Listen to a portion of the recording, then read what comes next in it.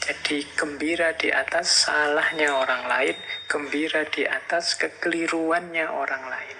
Nah, ini diingatkan oleh Imam Syafi'i karena beliau sendiri tidak pernah berdialog dengan visi, dengan misi semacam itu. Saya ingin menunjukkan kesalahanmu. Saya ingin membuatmu kelihatan keliru. Saya ingin agar engkau sadar bahwa yang engkau pegangi selama ini adalah sesat. Ini bukan tujuan.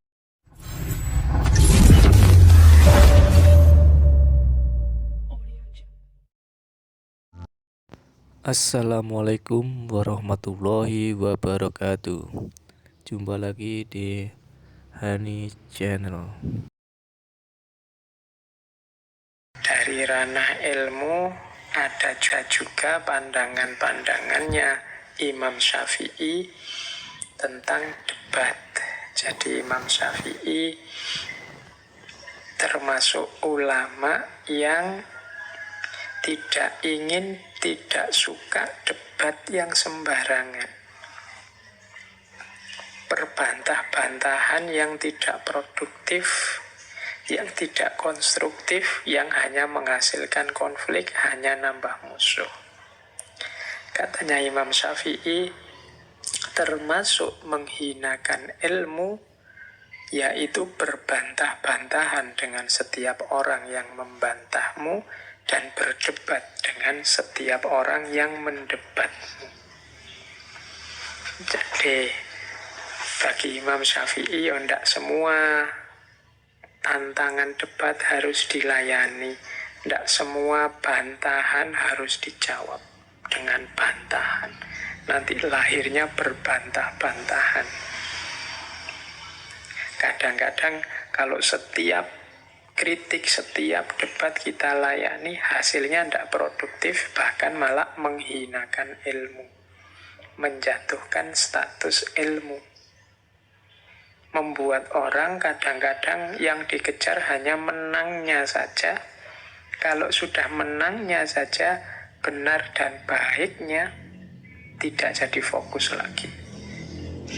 Saya tidak tahu pernah tidak teman-teman diskusi atau debat saking semangatnya biar menang, terus mengajukan segala cara biar menang. Mungkin sedikit-sedikit ditambahi bohong, sedikit-sedikit ditambahi sumpah, sedikit-sedikit ditambahi pelintiran-pelintiran data, dan lain sebagainya. Ini tidak saja dosa dari bohongnya, dosa dari pelintirannya, tapi juga dosa karena kita menghinakan ilmu. Jadi menghinakan ilmu itu memposisikan ilmu sebagai rendah karena kita lebih menomorsatukan kemenangan kita dalam berdebat, dalam berbantahan. Makanya harus hati-hati. Kalau pakai kalimatnya Al-Quran, berdebat itu kan ditambahi garis bawah billati hiya ahsan. Harus dengan baik. Karena kalau tidak hati-hati, ya mungkin kalian menang berdebat, mungkin kalian menang dalam berbantahan, tapi yang kalian dapat hanya dosa dan kehinaan, karena kalian menghinakan ilmu. Jadi Imam Syafi'i menyarankan ya tidak semua yang mengajakmu berdebat harus dilayani, harus dilateni. Ikuti dan lakukan debat yang baik, debat yang produktif.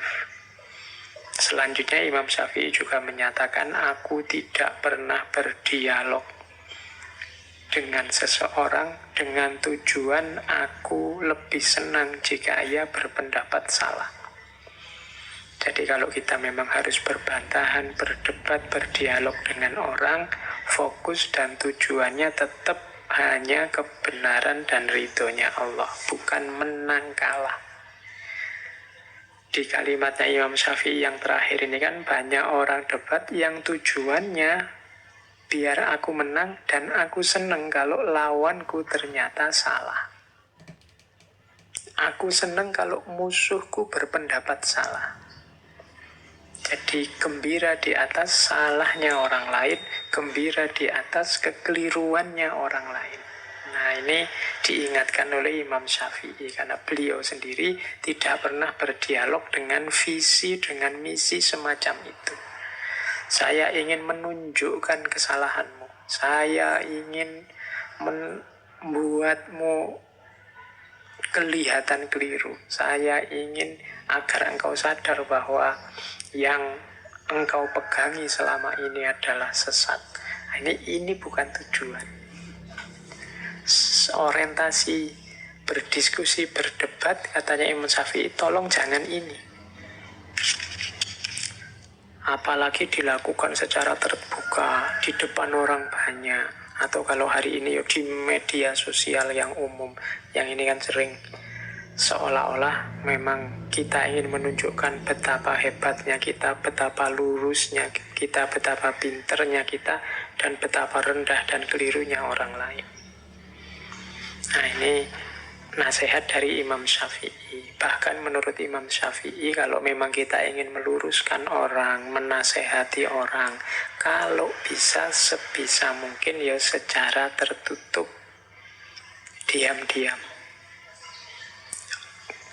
Kata Imam Syafi'i, orang yang menasehati saudaranya secara tertutup berarti ia telah berbuat baik kepadanya dan menghargainya. Dan orang yang menasehati saudaranya secara terbuka berarti ia telah membongkar keburukannya dan menghinanya. Jadi mengikuti petunjuknya Imam Syafi'i ini, ya kalau memang ada sesuatu yang harus diluruskan, yang tidak pas dari saudara-saudara kita, teman-teman kita, beritahu dia secara tertutup, secara privat. Kalau hanya harus pakai medsos, ya pakai jalur pribadi, pakai private message. Jangan disebar, jangan diumbar kejelekan temanmu kemana-mana. Karena kalau engkau mengumbar, membongkar kejelekan, kehinaan temanmu kemana-mana, namanya bukan menasehati, tapi engkau sedang menghinanya, engkau sedang membongkar aibnya. Jadi ini nasihat dari Imam Syafi'i untuk kita hari ini, mungkin ya yang aktif sekali di medsos. Kadang-kadang kita tidak sadar terpancing untuk berbantahan dan berdebat. Pastikan kalau memang harus berbantahan dan berdebat, billati hiya ahsan. Gunakan cara yang baik, bukan cara yang menyakiti. Kadang-kadang kalau kita sudah tidak setuju, apalagi marah sama orang, apalagi tersinggung sama orang, misi kita kan bukan lagi misi kebenaran, tapi gimana teman kita merasakan sakit yang sama, tersinggung yang sama, kecewa yang sama, seperti yang kita lakukan. Jadi kita mengharapkan sakitnya dia, mengharapkan tersinggungnya dia, mengharapkan kecewanya dia. Nah, tujuannya bukan lagi kebenaran. Dan kalau memang ingin menasehatinya ke arah yang lurus, baik dan benar menurut kita, lakukan secara diam-diam, yang tidak ada orang tahu. Ini lebih mulia daripada kita bongkar-bongkar di depan publik. Ini namanya menghina tentang apapun, kepada siapapun. Oke, baik. Ambil nafas sebentar. Oke, selanjutnya ada tips menurut saya dari Imam Syafi'i, bagaimana biar kita tidak merendahkan orang yang berbeda pendapat dengan kita. Bagaimana agar kita tidak merasa sombong di hadapan dia. Ada satu adagium yang terkenal sekali dari Imam Syafi'i, yaitu pendapatku benar namun mengandung kemungkinan salah, dan pendapat orang lain salah namun mengandung kemungkinan benar. Jadi perbedaan pendapat itu seringkali berawal dari beda orientasi berpikir, beda sumber yang diambil, beda sejarah atau pengalaman yang dialami. Sehingga kadang-kadang dalam satu pendapat yang kita anggap sudah benar, tapi begitu situasinya berubah, begitu sudut pandangnya berubah, begitu sumbernya kita ganti, ya jadinya kurang relevan. Jadi sebenar apapun pendapatku, ya mengandung kemungkinan salah. Sebaliknya, sesalah apapun pendapatnya orang lain, namun mengandung kemungkinan benar. Bisa jadi kalau situasinya pas, kemudian ruang dan waktunya memungkinkan, yang sama sekali salah itu sedikit-sedikit ada unsur benarnya. Yang sama sekali benar, sedikit-sedikit ada unsur kelirunya. Wong kita ini manusia biasa. Kesadaran semacam ini penting untuk tidak membuat kita angkuh, tidak membuat kita merasa kitalah satu-satunya yang paling benar. Pendapat kita juga ada titik-titik lemahnya. Wong kita ini manusia. Pendapat orang lain yang kita anggap salah ada titik-titik benarnya. Ya teman-teman bolehlah mulai mendeteksi misalnya acara-acara di TV yang dalam bentuk debat, dalam bentuk dialog yang kelihatan kontras sekali pendapatnya. Itu kan kalau kita mau jujur, setiap pendapat itu ada unsur benarnya, ada unsur salahnya. Dalam hal tertentu baik dan benar, tapi dalam hal tertentu juga tidak relevan, tidak cocok, tidak sesuai. Nah, ini menurut saya tips yang penting dari Imam Syafi'i agar kita tidak mentang-mentang.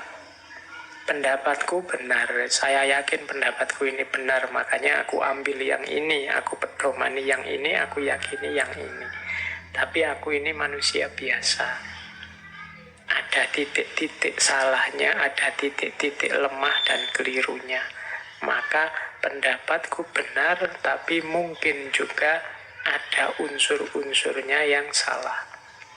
Pendapatnya orang lain salah, tapi sangat mungkin juga dalam hal tertentu, di titik tertentu, dengan sudut pandang tertentu, pendapat itu ada benarnya juga.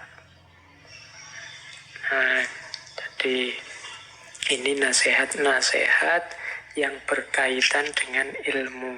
Ini kalau kita urut dari depan tadi yang tentang ilmu, kita ulang lagi ya.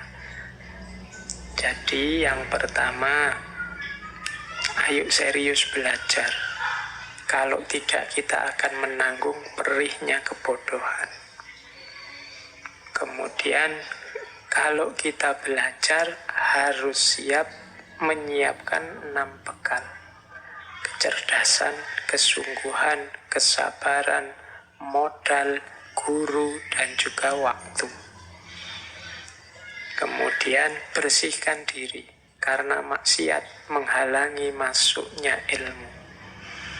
Nah, kalau tadi yang 6 tadi bekalnya, yang maksiat ini penghalangnya yang harus dihindari. Terus kalau memang harus diskusi, berdialog, berdebat, lakukan dengan baik. Jangan sekedar berbantah untuk mencari kemenangan dan menjatuhkan pendapat lawan.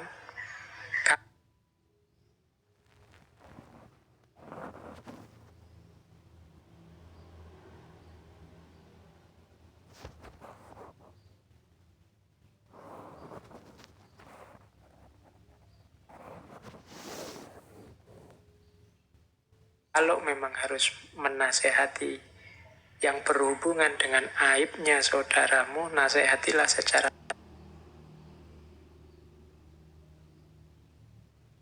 tertutup, biar nasihat tidak berubah jadi penghinaan, tidak berubah jadi pembongkaran aib. Kemudian yang terakhir dalam ranah ilmu, yakinilah bahwa pendapatmu yang benar, makanya engkau harus yakin, tapi juga sadarilah dalam pendapatmu sangat mungkin ada kemungkinan-kemungkinan keliru. Engkau pasti juga yakin pendapatnya orang lain itu salah, tapi siapa tahu ada titik-titik tertentu dalam pendapat orang lain itu yang benar. Oke, jadi ini hikmah di ranah ilmu.